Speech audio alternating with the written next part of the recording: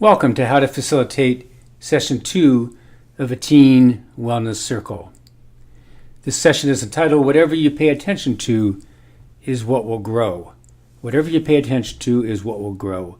And you will learn more about the importance of that saying, which is kind of a mantra, a core foundational saying of everything that is a part of the Teen Wellness Circle program. In the participant workbook, we are on page 15. Page 15 of the participant workbook. This is what that looks like. And you might want to read through this entire page here, either on this screen or hopefully you've downloaded the Teen Wellness Circle participant workbook, or perhaps you even have a hard copy in your hand. But it's important probably to read through this first, and then in just a moment we'll turn and look at the facilitator guide section that corresponds to session 2. Let's review the purpose and objectives for Session 2 of a Teen Wellness Circle. Whatever you pay attention to is what will grow. This is found on page 47 of your Facilitator Guide. Here you will see the purpose. Some of these are pretty self-explanatory. The ones that are new and particular to this session are teaching about the illness-wellness continuum, which we'll get to in just a moment, and how to personalize that in their own lives. Teaching this concept of what we pay attention to is what will grow. And discussing the importance of paying attention to one's inner critic so that it doesn't paralyze one or block one from making the progress one needs to make in this wellness circle. And of course, to discuss the participants' wellness inventory results from session 1 and just talk about mapping their next steps. Here's some of the objectives of what we hope that the group members will be able to know or be able to do by the end of session 2. You can read them here, and again, you can read them in your facilitator guide. Now we're looking at a step-by-step guide for how to facilitate session 2 of a Teen Wellness Circle. This is a 90-minute guide. The time clock is running in the left-hand column. You'll see this is page 48 and 49 of your facilitator guide. The first 15 minutes is to really kind of set the tone and help them transition from whatever they've come from to being more present and centered here in this time together. This is a chance to really personalize this, and you can use your own techniques, your own personality. You know what works best for you, what's natural for you, what's natural for your teens. We just suggest one here, something called high-low. It's a very simple kind of warm-up game.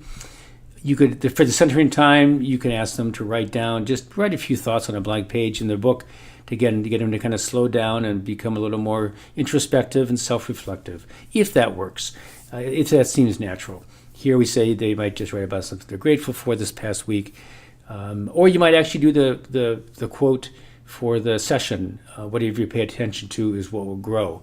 Ask them maybe to write a few thoughts about that. Maybe write it down in the books and what does that mean to them. So that's the opening or transition time of session 2. And now in the next lesson in this training, we will look at how to teach the teaching segment for session 2.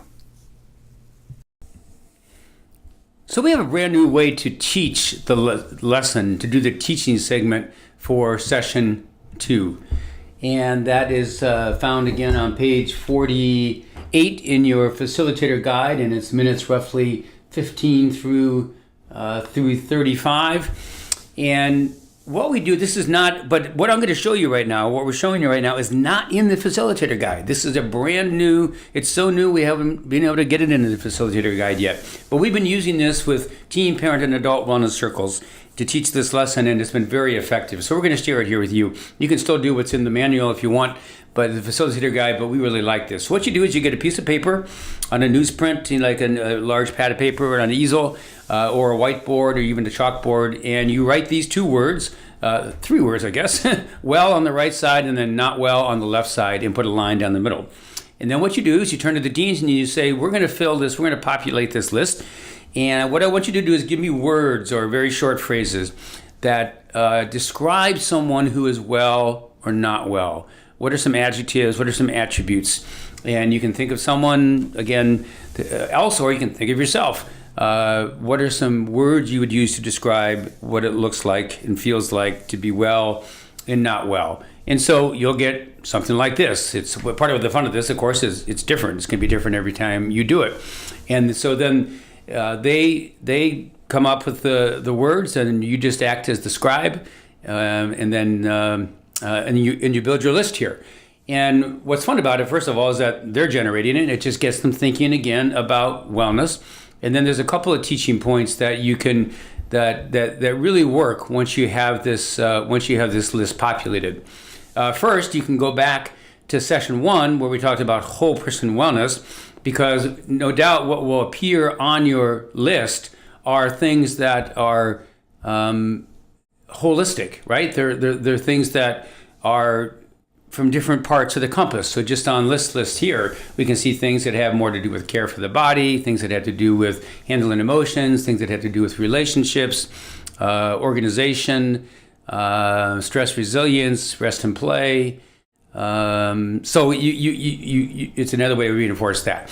But in terms of this lesson, now what we want to do is, because they have that continuum on the bottom of the page in their session 2 in the participant workbook, that's on the bottom of page 15, that continuum now, you can think of that illness wellness continuum being superimposed on this continuum here, okay?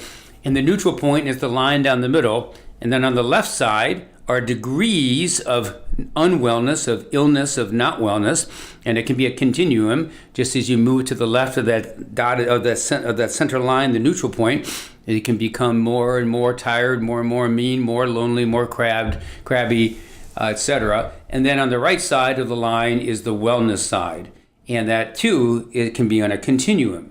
It's so it helps us to see that wellness and not wellness, or wellness and illness, exists on this wide continuum. But again, one of the main teaching points of this is that the neutral point, the line in the center, should not be confused with wellness. And sometimes we think of that. We think, well, if you're not ill, if you're at that neutral point, you're not sick, you're not suffering, you're not experiencing dis-ease. But lack of illness, lack of dis-ease is not the same as a high level wellness. Okay? So not being is take very care for the body. Not being sick is a good thing. That's great. But I think we would aspire for more than that in terms of being well. We would aspire to eat well, to get some exercise, to sleep, and have a high degree of wellness. And so it can be true for each of the 8 areas. So that's one of the things it does. It helps us to teach that lesson of the continuum. It also, another key part of this session is the idea that whatever we pay attention to is what will grow. That is how we nourish and grow the wellness side of the continuum. And that is exactly what the teens are now experiencing. This is exactly what we do in this Wellness Circle program. If you choose one area of wellness, one area of your garden, and water it by paying attention to it and setting some goals and making some changes, that whatever you pay attention to is what will grow. And so whatever area of the compass that the teen is choosing to pay attention to, with the help of the inventory and the map, which we're going to get to in just a moment in the coaching session, if you pay attention to that area for the duration of this Teen Wellness Circle program, it can't help but grow. And so the inventory is to help give them a little whisper, to help them realize where they may be starting to slip over on the not well side in a particular area, and then they can be proactive about it to create the next steps that move them to the neutral point and then move them over to the wellness side. Another important part of this lesson, and it's bolded actually in their page in the participant workbook for session 2, talks about paying attention to self-talk. We put this here in session 2 because it's not uncommon for adults or teens, when we pause long enough to take an honest self inventory of ourselves, it may raise some self-talk. I've always been bad at this. I suck at this. I'm really, not good at this. And did you get down on yourself? That's the last thing we want to do, obviously. And part of the role of the group and the facilitator is to break that cycle and give positive self-talk to them and give them positive reinforcement. But we want to just help them become aware of that, and so that they can change that self-talk. And then we have a great teaching story for that, and I'll close the teaching segment with that. That's the Cherokee Wolf story, which is found on page 49 in the facilitator guide. And it's a famous story about the tale of 2 wolves. And I would actually print the story out and bring copies and then share it with the teens. I think it really makes this point beautifully that whatever we pay attention to is what will grow, and that, if we get caught up in negative self-talk, that will grow. But if we can turn that into positive self-talk and supporting one ourselves and feed that side of us that longs to be well, then that will grow. It's also a good story to come back to in the close, and we'll mention that when we get there. So that's the teaching segment for session 2, and now we're going to move to the coaching segment. So now, in my opinion, this is where the fun begins. The teens know what's going to be happening in a wellness circle. They know the rules. They know what's expected of them. They've taken the inventory. There's been some discussion with them about what whole person wellness is, and whatever they will pay attention to will grow. And now, finally, they are going to have a chance to share a bit about their own lives. And to me, this is where it gets really fun, and where the kids start talking to each other. And it's fun, in my opinion. So enjoy what's happening with them. On page 49 in your facilitator's manual, you'll see a part where it says sharing. It's just very brief. That is basically what we're going to be talking about in the rest of the tutorial here. It mentions above that to break out into small groups if your group is larger than 10. That's usually not the case, but if you have a big group, maybe it's more of a classroom setting, you might want to have them break down into smaller groups and share amongst themselves rather than with the whole group. It's ideal if you have like 6 to 8 teens, and then you can share it in a group all together. So I just wanted to mention that that's what that was about. So before we get into this, I want to just bring up a couple things that are important for you to keep in mind. You are really a guide on the side in this next section that we're going to be going over, the mapping your growth and change. You may think a teen has something that they should be working on that is not at all what they think they should be working on. That is not our place. We're not going to advise them what to do. We're not going to try to fix them. We're going to use open-ended questions. We're going to let them be the expert on their life. What do they want to pay more attention to? Remember the motivational interviewing materials that you read about earlier. The idea there is you're going to be thinking about what are they motivated to change. You may, for instance, know a student that is struggling academically and may think, wow, they should really work on getting their grades up. They need to start doing more of their homework or whatever it is. And they might say, for an example, this actually happened in one wellness circle. This young fellow was struggling quite a bit in school, but he chose to say that he wanted to work on getting a job, because he was always asking his mom for money, which is one of the questions under organization. Are you happy with the way you get your money? And he said, no, I'm not. My mom is a single mom and doesn't have much money, and I think I'm old enough now that I should be getting my own job. So he, over the 6 weeks, first he created a resume, then he went in and dropped it off 1 week, and then before you know it, he sure enough had a job working at a restaurant, washing dishes, and was very happy with that. So I would not have picked that. I would never have supposed that that would be what he should work on, but that made him really happy and proud. And I don't know, maybe it spilled over into helping him be more focused at school. Another thing that happens is that the teens are going to be mentioning things from different areas. One group I had, one person identified they needed more sleep, so that's care for the body. Another one was living between 2 households and realized that they didn't have a very good relationship with either parent because they just weren't talking to them. So that person was going to work on relationships. Another teen wanted to do some journaling. She was really stressed out and couldn't fall asleep at night, which is also care for the body, but stress. She started, what she was going to work on was getting a journal and doing some journaling before she went to sleep so she wouldn't be thinking about it as she laid there. And then, like I say, in that same group, one young fellow, the guy I'm thinking about, he said he wanted to get a job so he'd have more money. So that would be under the area of organization. So they're all working on different things. They're all listening to one another. what everybody else is working on, and they always seem to be kind of inspired by that, because when they hear somebody else working on something, that gives them an idea.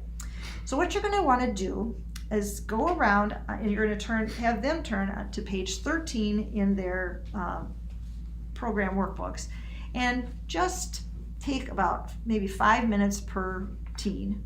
And depending upon how many teens you have and how much time you have, you're going to have to adjust accordingly. But 5 minutes would be probably adequate. Just kind of ask them, what are some areas you felt good about? What are some areas that need some more of your attention?